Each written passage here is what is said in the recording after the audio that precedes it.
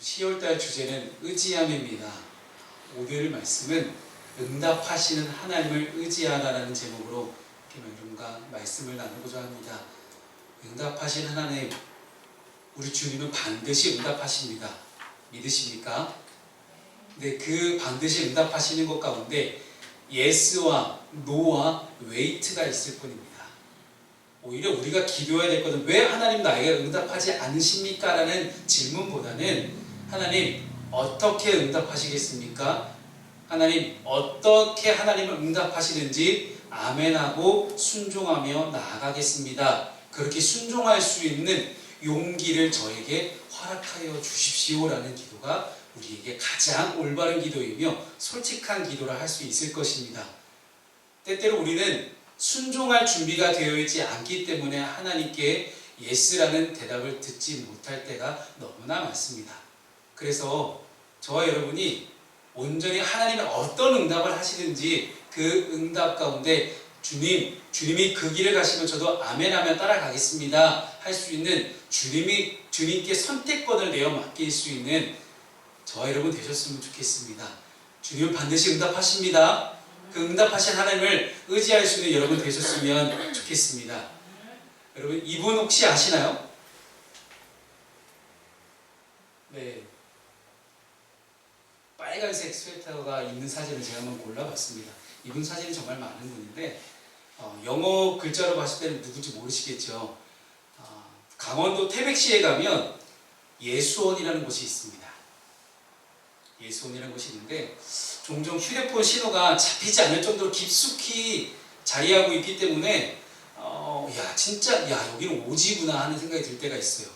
이곳은 성봉의 신부님이신 대천덕 신부님이 만드신 곳입니다. 이분이 대천덕 신부님이신데 제가 일부러 여러분들 모르게 하려고 영어 이름으로 가져왔어요. 네. 대천덕 신부님이십니다. 수도원입니다. 예수원이라는 것은 수도원인데 미국의 장로교 선교사셨던 부모님을 따라서 이 대천덕 신부님은 중국에서 태어나고 자라셨습니다. 그리고 평양에서 선교사 자녀들을 대상으로 하는 학교에서 중고등 과정을 마치시고 이후 미국과 영국 등에서 공부를 마치신 다음에 한국으로 돌아오셔서 1965년에 강원도 태백시에다가 이 예수원을 설립하십니다. 대도시도 아니고 인적도 드물고 정말 척박한 오지 중에 오지인 이 태백 산골짜기에다가 이 몇 명의 사람들과 함께 예수원을 설립하고 지속하는 게 결코 쉽지 않았습니다. 이 대천덕 신부님의 우리 아내이신 현재인 사모님이라고 계십니다. 우리 영어 이름은 제인 그레이 토레이라고 하시는데 이 현재인 사모님은 당시의 어려움들을 이제 책으로 남기셨는데 뭐라고 적으셨냐면 제가 읽어보겠습니다. 과연 이 적은 무리의 사람들이 거친 땅을 개간하고 기도의 집을 짓는 일을 무한정 계속하려고 할까? 해야 할 일은 너무나도 많았다.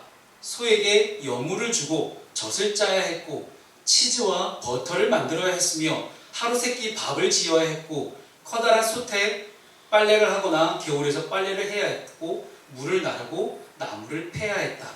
하루의 일과를 해내는 일이 얼마나 힘들고 얼마나 많은 손을 필요로 하는지 하나님은 알고 계실까? 나는 마음이 약한 사람이다. 그런데 하나님은 하룻밤새 성자로 변할 리가 없는 깡패들이 있는 곳, 간첩들이 배회하는 곳에 나를 데려다 놓으셨다.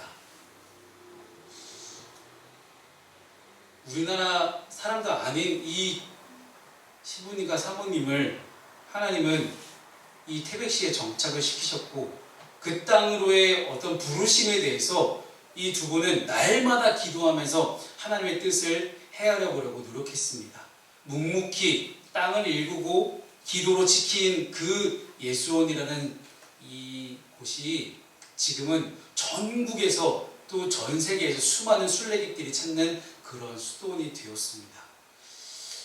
우리가 길을 닦고 집을 세우고 일을 해나가는 것 같지만 그리스도인들은 순간순간 하나님께 의지하며 응답을 통해 하나씩 그 일을 해나갑니다. 이번 설교를 준비하면서 참 감사했습니다. 2012년에 교회를 개척하고 성도가 한 명도 없이 어린 갓난아기였던 지성이를 데리고 교회를 개척한 뒤에 지금의 여러분들과 함께 예배할 수 있으니 너무나 감사했고, 너나들이라는 정말로 아예 조직적인 거나 사회복지 전혀 모른 채 그냥 길거리에 나와 앉아있는 청소년들이 너무나 불쌍해서 그들에게 정말 따뜻한 공간 하나 주고, 밥 해줄 사람은 없지만 그냥 라면 하나 컵라면 하나 주면서 얘들과 같이 함께 있어줄 수 있는 어른들이 있다는 존재를 이 친구들이 알면 얼마나 좋을까라는 생각으로 이 공간을 만들었고, 뭔가 하다 보니까 조금씩 제가 감당할 수 없는 많은 일들이 늘어났는데, 그거를 위해서 어떻게 하면 주님 동역자를 붙여주시겠습니까?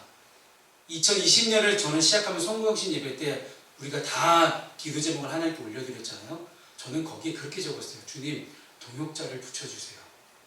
그런데 하나님은 놀랍도록 역사하셨고, 우리 저 뒤에 앉아있는 우리 예영이, 예진이, 수영이, 또 한치미가 함께 운영하고 있는 청만세라는 단체를 만나게 하셨고, 청만세 단체와 함께 조금 더 규모 있고 조금 더 조직적으로 조금 더 함께 연합해서 힘들지 않게, 여전히 힘들지만 여전히 많은 일들이 쌓여있지만 뭐 밭을 갈고 뭐 나무를 패는 것처럼 수많은 일들이 우리 앞에 여전히 닥쳐있지만 함께 같은 하나님을 믿는 사람으로서 매일매일 하나님께 기도하며 부르짖으며 응답받으며 하나님께 매달리며 나아갈 수 있는 그런 동역자가 생겼다는 것에 너무나 감사했습니다.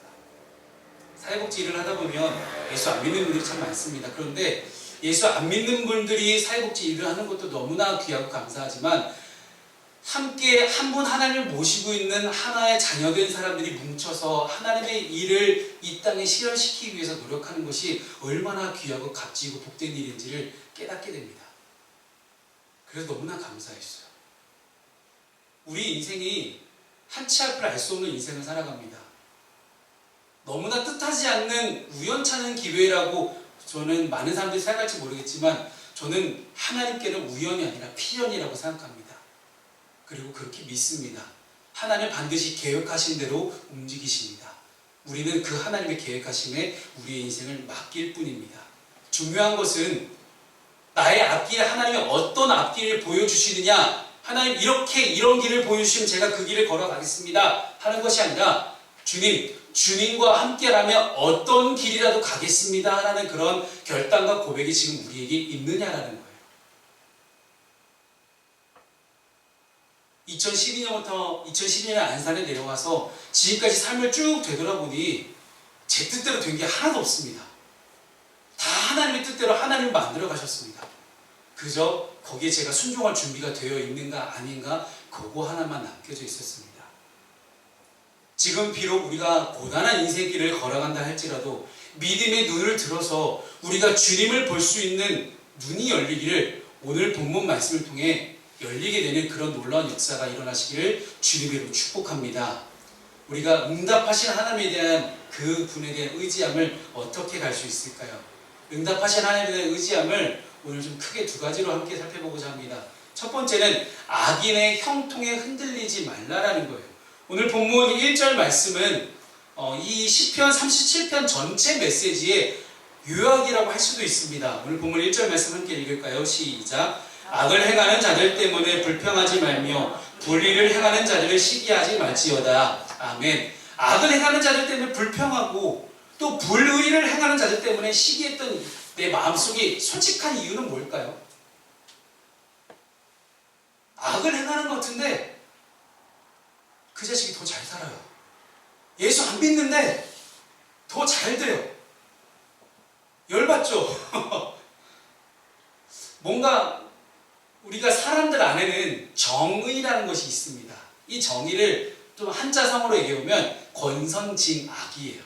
즉 악인은 심판을 받고 의롭게 산 사람은 상을 받아야 된다고 사는 것이 우리가 일반적으로 기본적으로 생각하고 있는 정의라는 것입니다. 그런데 현실이 그렇지가 않은 거예요. 말씀대로 사람들 여전히 내 삶 가운데 고난이 있고 선을 행하는데 이상하게 나한테 불의한 일이 다가오기도 합니다. 그럴 때 믿음 있는 자가 흔들릴 수 있다는 거예요. 왜 그렇게 불법을 저지르는데 재벌 총수라고 그냥 풀려나고 이런 법이 세상에 어디 있습니까? 라고 분통이 터져요. 그럴 때마다 저는 하나님을 붙잡습니다. 주님, 너무 이해가 안 되는데요. 왜 그럴까요? 근데 악을 행하는 자들의 형통함 때문에 적어도 그들이 어떻게 되든 말든 제발 우리만큼은 흔들리지 말자라는 거예요. 악의 형통함이 그럴 수 있다 쳐요. 근데 제발 우리만큼은 주님 앞에서 흔들리지 말자라는 겁니다. 그래서 다윗이 이렇게 우리에게 이야기합니다. 오늘 본문의 7절 8절 말씀 쭉 넘어가 봤더니 여호와 앞에 잠잠하고 참고 기다려라. 우리가 제일 싫어하는 거죠. 그렇죠? 제일 힘든 거예요. 그리고 8절 봤더니 불평하지 말라. 야, 억울해하고 원망하지 말라는 거예요. 그리고 하나님 앞에 제발 와서 따지지 말라는 거예요. 지금 그 얘기입니다. 왜 그래야 됩니까? 왜 그래야 되는지 본문 2절 말씀 우리에게 설명해 줍니다. 2절 읽겠습니다. 시작. 그들은 풀과 같이 속히 배임을 당할 것이며 푸른 채소같이 쇠잔할 것이미로다. 아멘. 비록 지금 보기에는 악인은 잘 되는 것 같을지라도 풀이 쇠잔에 지듯이 속히 시들게 될 거라는 자연 법칙을 이야기하고 계십니다. 우린 당연히 또 내일 해가 뜰 거로 생각하잖아요. 그리고 가을이 우린 지나고 있고 좀 있으면 겨울이 옵니다. 그리고 또 봄이 오겠죠. 그리고 우리 2021년을 또 맞이합니다. 이것이 자연 법칙입니다. 이거는 그 누구도 거스를 수 없는 하나님이 만들어진 자연 법칙이에요.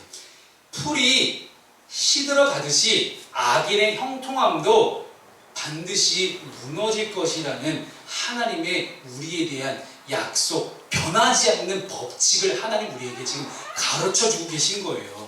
악인의 형통이 영원한 것이 아님을 주님 분명히 우리에게 말씀하고 있습니다. 그렇다면 악을 행하는 자들이 어떤 최후를 맞게 되는지를 성경은 우리에게 이야기합니다. 이제 오늘 우리가 함께 읽지는 않았지만 9절, 10절, 17절 이렇게 쭉 넘어가 보면 진실로 악을 행하는 자들이 끊어질 것이다. 그리고 악인은 잠시 후에 없어질 것이다. 악인의 팔은 부러질 것이다. 그리고 20절에도 봤더니 악인들은 멸망하고 여호와의 원수들은 어린 양의 기름같이 타서 연기가 되어 없어진다. 다 없어진다는 거예요. 소멸된다. 다윗은 악한 것의 멸망에 대해서 계속해서 이야기하고 있습니다. 즉 현재 모습을 부러워하지 말자라는 거예요. 어떻게 어떤 모습으로 살아가든 잘 나가든 못 나가든 부러워하지 말자라는 거예요. 공의로운 하나님께서 공평하고 정의로운 하나님이시거든요. 이 공평하고 정의로운 하나님이 심판을 당할 악인들의 미래를 우리는 지금 보고 있습니다. 오늘 악한 자들이 잘 된다고 해서 영원히 잘 되는 것도 아니에요. 그리고 또한 우리 믿는 자들이 의인들이 고난을 당한다고 해서 그 고난이 또 영원한 것도 아니라는 건데 중요한 것은 과연 우리가 의인일까요? 라는 겁니다. 이게 우리가 좀 솔직하게 오늘 함께 하나님과 나눠야 될 마음입니다. 악인의 형통함도 잠깐이라고 하지만 의인의 고난도 잠깐이라고 하는데 과연 우리가 그 의인 축에 들 수 있을까라는 거예요. 오늘 나와서 예배하고 있으니까 의인일까요? 여러분 어떤 마음으로 예배하셨는데요? 아까 주님이 저한테 여러분 마음을 다 알려주셨어요. 그런 마음으로 예배하는데 과연 의인이라 할 수 있을까요? 하나님께 부끄럽다, 의롭다고 할 수 있을까요? 그런 자들의 고난에 대해서 하나님은 오늘 설명하시는 거예요. 그죠? 우리가 해야 될 것은 주님의 은총을 바라는 것밖에 없습니다. 내가 죄인이다, 의인이다 따지기 전에 그것보다 더 먼저 선행해야 될 것이 뭐냐면 주님, 그저 저는 주님의 은총 하나면 충분합니다. 저를 불쌍히 여겨주십시오. 나는 그런 솔직한 기도가 오히려 오늘 본문을 앞에 두고 있는 저희들의 마음이 아닐까 생각합니다. 그러면 주님의 은총만을 바라보고 있는 우리 그리스도인들이 해야 될 것이 있습니다. 응답하시는 하나님을 의지하기 위해서 우리 첫 번째는 악인의 형통을 부러워하지 말자고 했으면 두 번째는 하나님을 바라보라는 거예요. 주님을 바라보는 거. 여러분 신앙생활을 할 때 시선이 굉장히 중요합니다.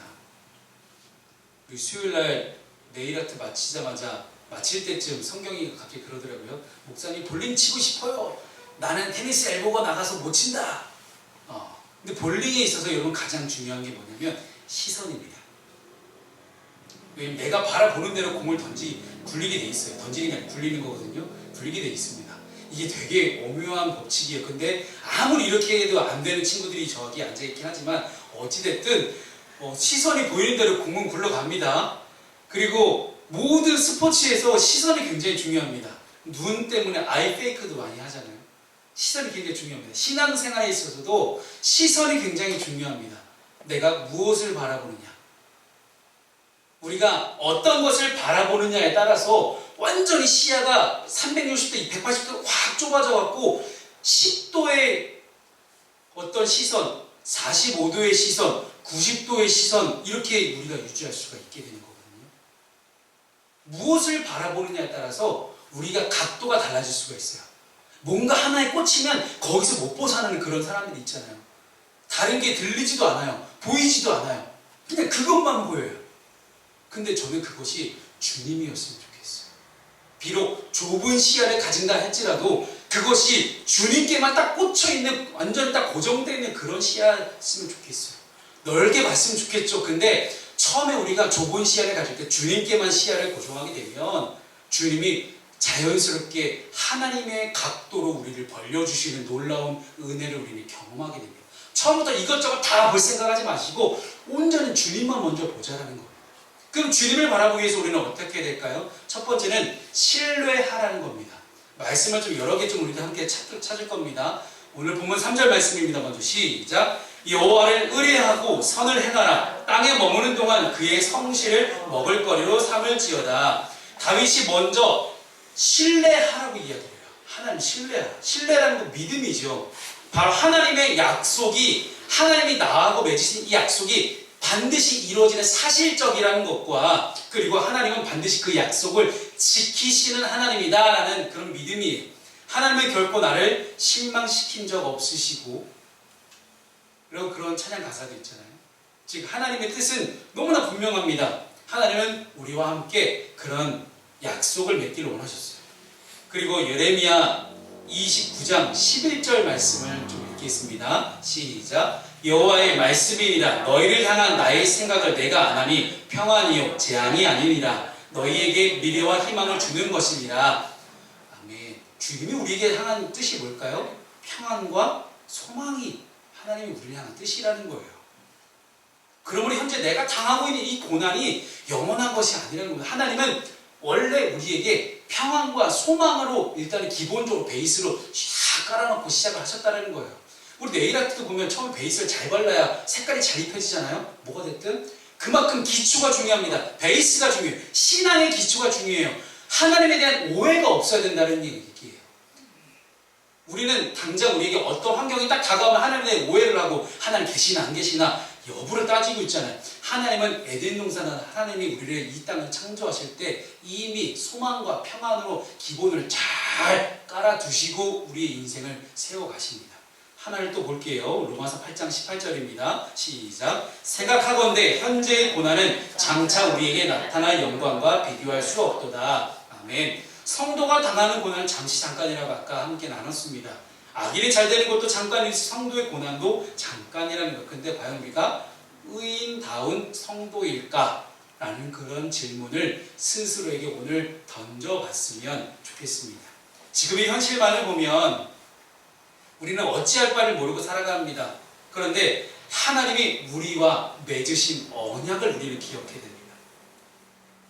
어찌할 바를 모르고 살아가는 게 향방 없는 게 우리 인생입니다. 그게 인간이에요. 그러나 하나님이 우리에게 어떤 약속을 맺으셨는지를 우리가 분명히 좀 보자라는 거예요. 그래서 하나님은 단 한 번도 우리에게 그냥 일방적으로 야, 너 나 믿어 라고 얘기하신 적이 없어요. 그것을 함께 제가 증거를 대드리겠습니다. 좀 길지만 예레미야 7장 23절 말씀을 함께 있습니다. 시작. 오직 내가 이것을 그들에게 명령하여 이르기를 너희는 내 목소리를 들으라. 그리하면 나는 너희 하나님이 되겠고 너희는 내 백성이 되리라. 너희는 내가 명령한 모든 길로 걸어가라. 그리하면 복을 받으리라 하였으나. 여러분 예레미야 앞부분을 쫙 읽다 보잖아요. 읽다 보면 나는 너희 하나님이다. 너희는 나의 백성이라는 단어가 굉장히 많이 나와요. 예레미야 선지자가 이걸 왜 얘기했냐면 남유다가 멸망할 시기에 예레미야는 너무나 마음이 아팠던 거예요. 우리가 하나님의 말씀을, 하나님의 음성을 잘 듣고 그 명령 따라 순종만 잘했으면 하나님이 나의 하나님이 되고 우리는 하나님의 백성이 될 수 있는데 그거 못해가 지금 우리가 지금 이렇게 멸망하고 있는 거 아니냐라는 그런 마음 아픈 이야기를 예레미야는 담고 있는 겁니다. 여기에 하나님의 일방적인 모습이 담겨져 있습니까? 아니에요. 계약은 언약이, 약속이라는 건 쌍방간에 하는 겁니다.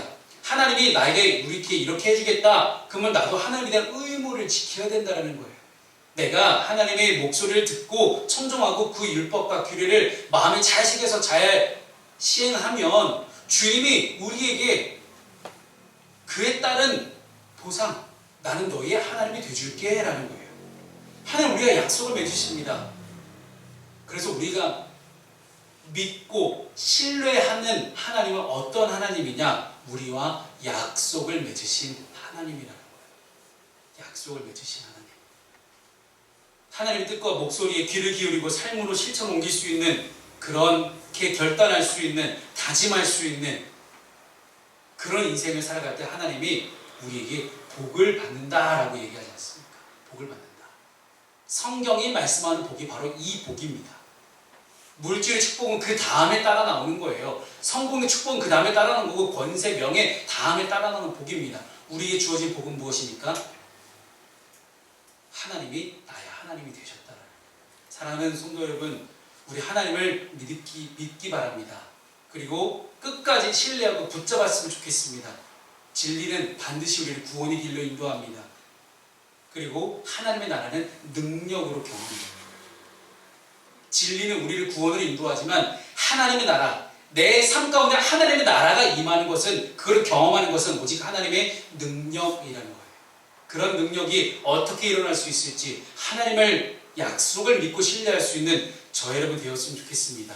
두 번째, 하나님을 바라본다. 하나님을 바라볼 때 어떻게 바라볼 수 있을까요? 기뻐하라는 거예요. 다시 하나님을 신뢰하고 가르치는, 반드시 기뻐하라고 가르치는데, 오늘 본문의 4절 말씀을 함께 읽습니다. 시작. 또 여호와를 기뻐하라. 그가 내 마음의 소원을 내게 이루어 주시리로다. 아멘. 하나님을 믿기 전에는 우리는 하나님에 대해서 대적하는 인생을 살아왔습니다. 하나님을 떠나 있었죠. 하나님의 뜻과는 다른 사단의 권세와 사단의 명예 앞에서 우리는 그저 종노릇하며 살아왔습니다. 그러다 보니 하나님을 전혀 기뻐하지 않았어요. 그런데 하나님을 알고 난 후에 우리 성도들은 하나님을 기뻐하게 됩니다. 왜 기뻐하게 될까요? 하나님의 사랑을 받을 자격이 없는 우리를 하나님이 사랑해 주셨고 은혜를 베풀어 주셨기 때문이에요. 저기 밑바닥에 있는 인생들이 있어요. 도저히 구원받을 수 없다고 생각했던 그때, 아무리 인간적인 노력을 해도 구원을 얻을 수 없었던 우리들을 하나님이 기억하시고 우리를 온전한 기쁨을 누릴 수 있도록 우리를 인도하셨어요. 그 기쁨은 우리의 노력이 아닌 오직 어린 양의 보혈로만 가능한 것이기 때문에 우리는 하나님의 이런 크신 은총 앞에, 아까 우리가 얘기했잖아, 크신 은총 앞에 우리는 세상이 줄 수 없는 기쁨을 받아서 누릴 수 있는 그런 인생으로 완전히 신분이 뒤바뀌게 된 겁니다. 여러분 기억하십시오. 우리는 아무리 인간적인 노력을 해도 구원받을 수가 없는 존재였습니다. 그런 존재를 하나님이 구원받기 합당한 존재로, 사랑받기 합당한 존재로, 사랑받기 위해 태어난 존재로 바꾸어 주셨다는 거예요. 이거만큼 엄청난 은총이 어디 있습니까? 그렇게 밑바닥에서 올라온 기쁨, 그 기쁨을 우리가 받아서 누리라는 것입니다. C.S. 루이스 잘 아시죠? 나니아인데, 그렇지? 이 C.S. 루이스는 우리에게 그렇게 이야기합니다. 하나님은 우리에게 굉장히 고급진 기쁨을 허락하셨는데 그저 우리는 세상의 기쁨 따위에 머물러 있다는 거예요. 여러분, 옛날 개그 콘서트에 나왔던 유행어죠. 누리십시오. 주님만 우리에게 허락하실 수 있는 그 기쁨을 누릴 수 있는 여러분 되시길 바랍니다. 우리의 눈을 들어서 고퀄리티, 한 차원 높은 수준의 아름다우심과 영광을 바라볼 수 있었으면 좋겠어요. 우리를 향한 하나님의 선하신 계획대의 그런 은혜들을 우리가 맛보았으면 좋겠어요. 그럴 때 우리는 그 기쁨보다 더 큰 기쁨이 없기 때문에 다른 것에 마음을 빼앗기지 않게 됩니다. 마지막 세 번째는요, 하나님을 바라보는 것, 인내하라는 겁니다. 거의 끝났어요, 여러분. 설교 마무리입니다. 조금만 버티시기 바랍니다. 인내하라는 건데 오늘 본문의 7절 말씀입니다. 함께 읽습니다. 시작. 여호와 앞에 잠잠하고 참고 기다리라. 자기 길이 형통하며 악한 꾀를 이루는 자 때문에 불평하지 말지어다. 아멘. 잠잠히 기다리라는 거예요. 왜냐하면 하나님의 시간이 있기 때문입니다. 제가 시간에 대해서 설교하면서 늘 드리는 두 가지 단어가 있습니다. 카이로스와 크로노스라는 것이죠. 크로노스는 그저 흘러가는 시간입니다. 그러나 카이로스는 하나님의 시간, 하나님의 때입니다. 하나님의 타이밍이에요. 분명히 하나님의 시간 카이로스가 있습니다. 그런데 이 하나님 카이로스도 크로노스 위에서 존재합니다. 크로노스가 있기 때문에 하나님 카이로스가 존재할 수 있다는 것이죠. 흘러가는 시간 크로노스 속에서 우리는 주어진 환경에 불평하지 않고 하나님의 때, 하나님의 시간, 하나님의 카이로스를 우리가 기대해 보자는 거예요. 나중에 주어질 수 있는 가나안 땅이 있는데 지금 광야에서 왜 가나안 땅이 여기가 아니냐고 불평하지 말자라는 거예요. 여기가 실제 유대 광야거든요. 실제 지금 유대 땅이 유대 광야입니다. 여기서 예수님이 마귀의 힘을 다 이기시고 했던 그 광야예요. 여기 가나안 땅이 적과 꿀이 흐른 땅이 있어요? 하나님 나라가 여기 존재하는 것 같아요? 아무리 봐도 없잖아요. 지금 내가 때를 써서 여기서 물 좀 나오게 해달라고 그렇게 이야기하는 게 정상입니까? 비정상입니까? 말도 안 되는 때를 지금 우리는 쓰고 있는 거예요. 광야 같은 내 삶 속에서 왜 여기가 하나님 나라 아니냐고, 왜 나한테 평안이 없냐고, 왜 나한테 이렇게 조건들이 너무 없냐고 불평하고 있는 거예요.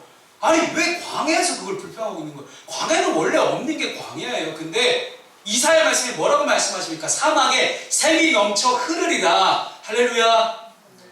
여러분 이거 믿으셔야 됩니다. 내 힘으로 내가 뗐으면 이 광야에서 물이 나올 수가 없는 게 정상이고 일반적인 상식입니다. 하지만 이 광야의 사막에 샘이 넘쳐 흐르는 것이 주님의 역사입니다. 그것이 주님의 은총이라는 거예요. 그런 놀라운 주님의 역사와 은총이 우리 가운데 엄청나게 지금 일어나고 있는 것이 하나님의 자녀된 사람이고 하나님의 나라라는 것입니다. 원래 광야는 광야다워야 광야입니다. 그러나 광야의 시간을 잘 지났을 때 광야에서 버틸 수 있는 사람은 하나님의 나라가 얼마나 귀한지 알아요. 제가 어렸을 때 하도 없이 살아와서 이렇게 먹고 살고 이쁠 수 있는 게 얼마나 귀한지 저는 되게 감사합니다. 하도 없이 살아와가지고. 하나님 나라와는 다르게 원래 광야는 없는 곳입니다. 그러나 왜 없냐는 불평 이전에 하나님의 시간 속에서 하나님의 나라가 우리 가운데 일어날 것을 한번 기대하시기 바랍니다. 비록 광야는 지나지만 이 광야 속에서 광야의 조건들에 영향을 받지 않는 사람은 불평으로부터 자유한 삶을 살게 됩니다. 이것이 하나님 나라의 비밀입니다. 성경이 우리에게 가르쳐주는 비밀은 비록 우리가 광야 가운데 있지만 이 광야의 뜨거운 태양과 밤의 이 추위가 우리에게 더 이상 영향을 끼치지 못한다는 거예요. 그것이 자유함입니다. 이것이 하나님 나라의 복음의 비밀이에요. 하나님께 내어 맡기고 그저 잠잠히 참고 인내하며 기다리며 나갈 때 주의 말에 쉽게 휘둘리지 말자라는 겁니다. 그저 광야에서 하나님을 찬양할 수 있는 그렇게 귀하고 복된 인생 살아갈 수 있는 저 여러분 되시기를 주님의 이름으로 축복합니다. 아멘.